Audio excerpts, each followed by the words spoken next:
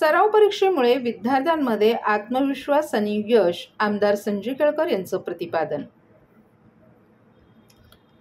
सराव परीक्षेमुळे विद्यार्थ्यांमध्ये आत्मविश्वास निर्माण होतो। या परीक्षेतून विद्यार्थ्यांना त्यांच्यातील त्रुटी आणि उणीवा कळतात। त्यामुळे आणखीन अभ्यास करून विद्यार्थ्यांना बोर्ड परीक्षेत चांगलं यश मिळतं, असं मत आमदार संजय केळकर यांनी 12वी विज्ञान आणि वाणिज्य सराव परीक्षेची पाहणी करताना व्यक्त केलं। आमदार संजय केळकर यांच्या पुढाकाराने आणि प्रेरणा संस्थेच्या वतीनं सलग 13व्या वर्षी 12वी विज्ञान आणि वाणिज्य शाखेच्या विद्यार्थ्यांसाठी 7 डिसेंबरपासून सराव परीक्षेचं आयोजन करण्यात आलं। यावेळी केळकर यांनी पाहणी करून विद्यार्थ्यांना शुभेच्छा दिल्या। बोर्ड परीक्षेपूर्वी होणारा हा सराव विद्यार्थ्यांसाठी अत्यंत उपयुक्त ठरणार असून या माध्यमातून त्यांना आत्मविश्वास वाढवण्यास, प्रश्नपत्रिका सोडवण्याची सवय लावण्यास आणि वेळेचं योग्य नियोजन करण्यास मदत होईल, असं आमदार संजय केळकर यांनी सांगितलं। ही सराव परीक्षा 7, 14, 21 आणि 28 डिसेंबर रोजी घेण्यात येत आहे। ब्राह्मण शिक्षण मंडळाची इंग्रजी माध्यम शाळा आणि दगडी शाळेजवळील महाराष्ट्र विद्यालय ही परीक्षा केंद्र असून या परीक्षेत 1,500हून अधिक विद्यार्थी बसले आहेत। सराव परीक्षेचा निकाल आणि प्रमाणपत्र वितरण सोहळा 4 जानेवारी 2026 रोजी सायंकाळी 5 वाजता पालकांच्या उपस्थितीत पार पडणार असून या प्रसंगी आमदार संजय केळकर यांच्या हस्ते प्रमाणपत्र वितरण करण्यात येणार आहे। केळकर यांनी दोन्ही केंद्रांना भेटी देऊन पाहणी केली। या उपक्रमाबाबत बोलताना गेली 19 वर्ष हा उपक्रम आम्ही राबवत आहोत। यात कोचिंग क्लास संघटनेचा देखील सहभाग असतो। या उपक्रमांमुळे विद्यार्थ्यांना परीक्षेत चांगलं यश मिळत असल्याचं केळकर यांनी सांगितलं।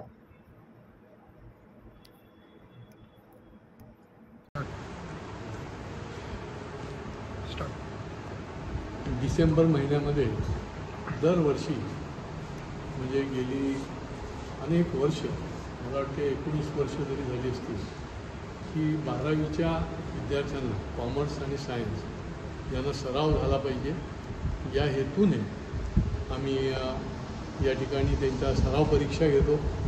4ही रविवार या सराव परीक्षेमध्ये हे विद्यार्थी सहभागी होतात, हजारो विद्यार्थी त्याच्यात सहभागी होतात आणि याच्यामध्ये कोचिंग क्लास संघटनेचा पण फार मोठा सहभाग असतो, त्यांचं सहकार्य असतं आणि या माध्यमातून जसं सरावानेच माणसाला यश मिळतं, तर या सरावाच्यामुळे या विद्यार्थ्यांना त्यांच्या प्रत्यक्ष परीक्षेमध्ये देखील यश मिळतं। या विद्यार्थ्यांना आज मी बघायला आलो होतो, भेटायला आलो होतो, त्यांच्या परीक्षेला कशी लिहितात ते बघायला आलो होतो।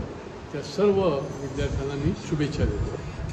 सर्व नागरिकांना आवाहन करण्यात येत आहे की सध्या डासांमार्फत पसरणाऱ्या डेंग्यू या आजाराचा प्रसार रोखण्यासाठी प्रत्येकाने पुढीलप्रमाणे कार्यवाही करावी।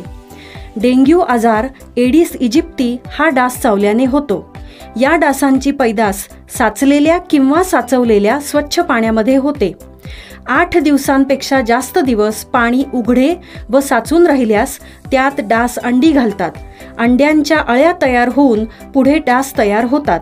यासाठी आपल्या घरातील पाणी साठे, उदाहरणार्थ बॅरल्स, पिंपे, टाक्या, हौद, रांजणे इत्यादी दर आठवड्याला रिकामे करून घासून पुसून कोरडे करून पुन्हा भरावे। 1 दिवस कोरडा दिवस म्हणून पाळावा। पाणी साठ्यांना घट्ट झाकणे बसवावीत किंवा जुनी साडी, चादर, धोतर यांनी बांधून झाकून ठेवावीत, म्हणजे डास त्यात जाऊन अंडी घालणार नाहीत। घराच्या गच्चीवर, आजूबाजूला, अंगणात कोठेही पाणी साचू देऊ नये। भंगार सामान उघड्यावर टाकू नये, उदाहरणार्थ टायर्स, प्लास्टिक सामान, कुंड्या, टाकाऊ वस्तू इत्यादी। अशा सामानात पावसाचे पाणी साठून त्यात डेंग्यूच्या डासांची पैदास होते। घरातील कूलर्स, फ्रीजच्या पाठीमागील ट्रे हे देखील वेळोवेळी कोरडे करावेत। लक्षात ठेवा, नुसत्या फवारणीने डास घनता कमी होत नाही, तर त्यासाठी डास पैदास ठिकाणे नष्ट करणे ही आपल्या सर्वांची जबाबदारी आहे। कोणताही ताप अंगावर न काढता जवळच्या शासकीय रुग्णालयात मोफत औषधोपचार घ्या। अशा प्रकारे नागरिकांनी सहकार्य केल्यास डेंग्यूचा प्रसार रोखणे सहज शक्य आहे।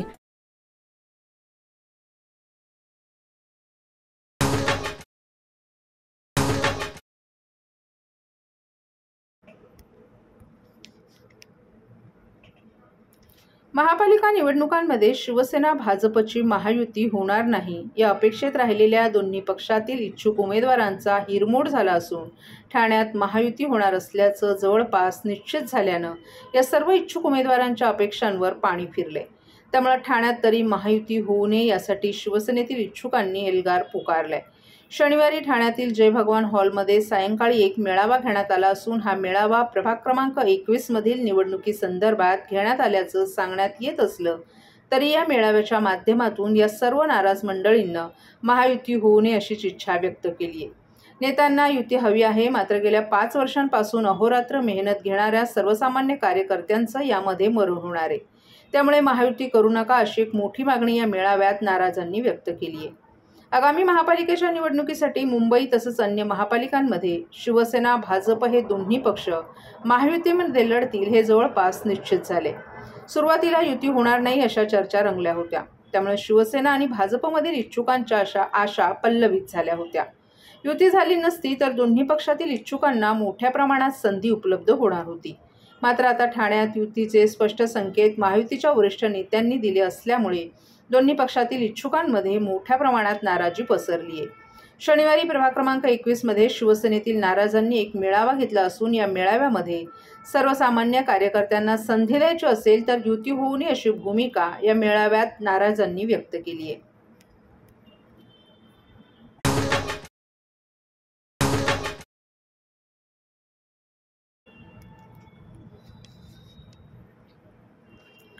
ठाणे शहर पोलीस दलाच्या ताफ्यात मागील वर्षी 80 गाड्या दाखल झाल्या होत्या। त्याचप्रमाणे यंदाही ठाणे जिल्हा नियोजन समितीमार्फत ठाणे शहर पोलिसांच्या ताफ्यात लवकरच तब्बल 44 नव्या कोऱ्या, बोलेरो आणि स्कॉर्पिओ या गाड्या दाखल होतील असा विश्वास पोलीस दलाकडून वर्तवण्यात येत आहे। त्यामुळे दलातील गाड्यांची संख्या अंदाजे 750च्या आसपास जाईल असंही बोललं जाते। ठाणे शहर पोलीस आयुक्तालयात एकूण 5 परिमंडळं असून त्यामध्ये एकूण 35 पोलीस ठाणे आहेत। आयुक्तालयाच्या कार्यक्षेत्रात दिवसेंदिवस वाढतं नागरीकरण आणि लोकसंख्येमुळे पोलीस ठाणे आणखीन वाढण्याची शक्यता नाकारता येत नाही। त्यातूनच सध्याच्या परिस्थितीत ठाणे शहर पोलीस दलात पेट्रोल आणि डिझेल या 2 प्रकारात एकूण सुमारे 700 गाड्यांचा ताफा कार्यरत आहे। यामध्ये 4 चाकी आणि दुचाकी गाड्यांचा समावेश आहे। याशिवाय गाड्यांची कालमर्यादा संपल्यावर त्या गाड्या भंगारात काढल्या जात असल्यानं गाड्यांची संख्या कमी होत आहे। दरम्यान शासन स्तरावरून पोलीस दलाला गाड्यांचं वाटप केलं जातं। त्याशिवाय स्थानिक पातळीवरील ठाणे जिल्हाधिकारी कार्यालयामार्फतही गाड्या पोलीस दलाकडून मागणी केल्यास ठाणे जिल्हा नियोजन समितीमध्ये विशेष प्रयोजन करून त्या निधीतून दिल्या जातात। यंदाही 44 गाड्या लवकरच दाखल होतील असं एका वरिष्ठ पोलीस अधिकाऱ्यानं सांगितलं।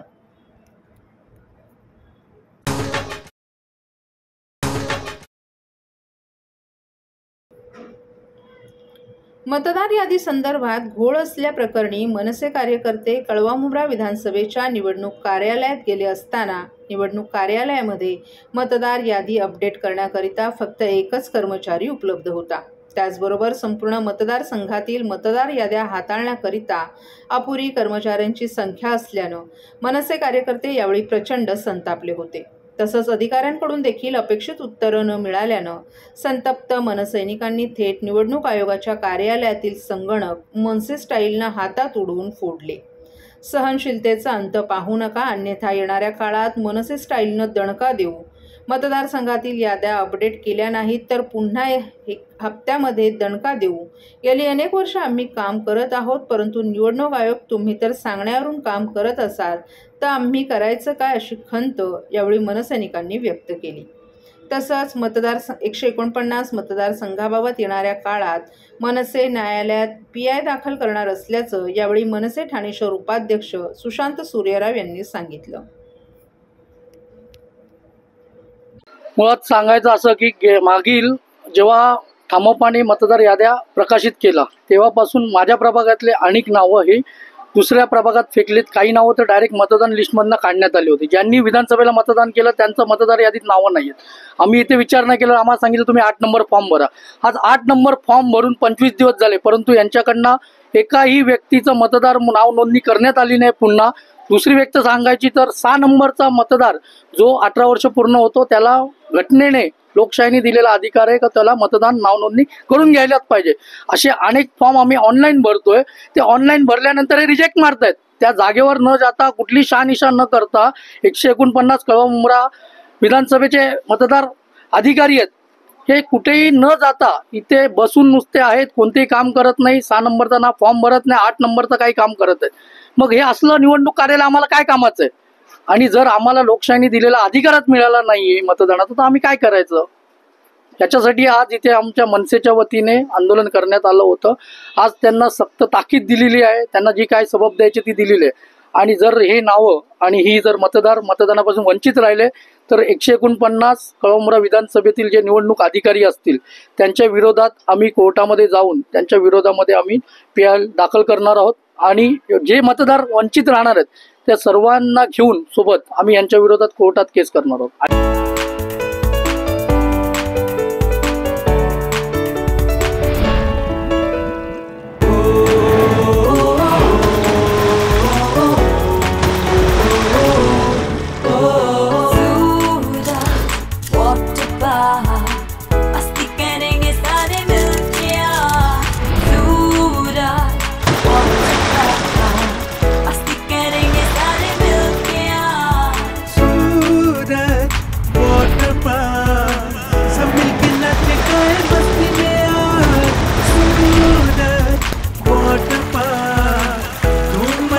सब मिलके आज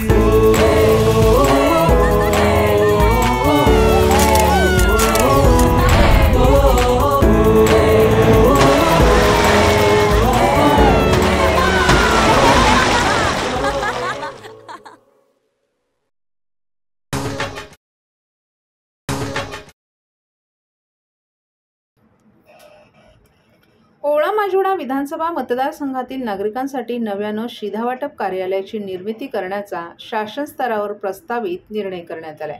त्यामुळे मतदारसंघातील नागरिकांना शिधापत्रिकेच्या कामांकरिता हक्काचं शिधावाटप कार्यालय लवकरच मिळणार आहे. ओवळा माजिवडा मतदारसंघाच्या हद्दीत ठाणे महानगरपालिका आणि मीरा भाईंदर महानगरपालिका या 2 महानगरपालिका येत आहेत. ठाणे शहराची लोकसंख्या अंदाजे 22 लाखांच्या आसपास तर मीरा भाईंदर शहराची लोकसंख्या अंदाजे 15 लाखांच्या आसपास आहे. या दोन्ही महानगरपालिकांमध्ये वेगवेगळ्या धर्माची समाजाची लोक राहत असून शहरी आणि आदिवासी भागात मोठ्या प्रमाणावर मजदूर, कामगार आणि नागरिक राहतात. यामध्ये अत्यल्प, मध्यम तसंच अल्प उत्पन्न गटातील लोकांचा समावेश असून त्यापैकी अल्प उत्पन्न गटातील म्हणजेच केशरी आणि पिवळ्या शिधापत्रिका धारकांची संख्या मोठ्या प्रमाणात आहे. शहरातील दारिद्र्य रेषेखालील आणि अल्प उत्पन्न गटातील नागरिकांना अन्न व नागरी पुरवठा विभागाच्या वतीनं शिधापत्रिकांच्या आधारे शिधा देण्यात येतो. ठाणे आणि मीरा भाईंदर शहराचा विकास झपाट्यानं होत असल्यामुळे तेथे नवीन गृहसंकुलांची बांधकामं मोठ्या प्रमाणावर सुरू आहेत. शहराची लोकसंख्या देखील मोठ्या प्रमाणात वाढत आहे. त्यामुळे नवीन शिधापत्रिका बनवणं, शिधापत्रिकेमध्ये दुरुस्ती करून शिधापत्रिकेतून नाव कमी करणं आणि नाव वाढवणं, तसंच अनेक ग्राहकांचे शिधापत्रिका बंद झाल्यामुळे धान्य न मिळणं, केंद्र आणि राज्य शासनाच्या माध्यमातून मिळणाऱ्या वैद्यकीय अथवा विविध योजनांचा लाभ घेता येत नसल्यामुळे ते पुन्हा सुरू करण्याकरिता 3 ते 4 महिन्यांचा कालावधी लागतो. ही सर्व कामं करण्याकरिता ठाणे शहरात एकतर मीरा भाईंदर शहरात आणि एक शिधावाटप कार्यालय असल्यानं तेथे नागरिकांची गर्दी होत असून कामांनाही अनेक दिवसांचा कालावधी लागत असल्यामुळे सर्वसामान्य नागरिकांना नाहक मनस्ताप सहन करावा लागतोय. यावर उपाययोजना करण्यासाठी सर्व शिधावाटप कार्यालये डिजिटलायझेशन करणं तसंच लोकसंख्या वाढीच्या दृष्टीनं सक्षम महिला बचत गट आणि विविध कार्यकारी संस्था यांच्या माध्यमातून प्रत्येक विभागामध्ये शिधावाटप दुकानांची संख्या वाढवणं, दलाल मंडळींवर चाप बसवणं याकरिता परिवहन मंत्री प्रताप सरनाईक यांनी 2024मध्ये स्थानिक आमदार या नात्यानं औचित्याचा मुद्दा मांडून विधानसभेला लक्ष वेधलं होतं. त्याची दखल घेऊन शासनातर्फे ओवळा माजिवडा विधानसभा मतदारसंघात 36 फ ठाणे कार्यालय क्षेत्रातील 35 शिधावाटप दुकानं, 41 फ ठाणे कार्यालय क्षेत्रातील 14 शिधावाटप दुकानं आणि 41 फ भाईंदर कार्यालय क्षेत्रातील 34 शिधावाटप दुकाने असे एकूण 83 शिधावाटप दुकानांसाठी नवीन शिधावाटप कार्यालयांची निर्मिती करण्याचं शासन स्तरावर प्रस्तावित करण्यात आले असल्यानं नागरिकांच्या आणि शिधावाटप धारकांच्या दृष्टीनं मध्यवर्ती ठिकाणी शासकीय, निमशासकीय अथवा खाजगी जागेवर शिधावाटप कार्यालय उभारण्यात येणार असल्याचं परिवहन मंत्री प्रताप सरनाईक यांनी सांगितलं.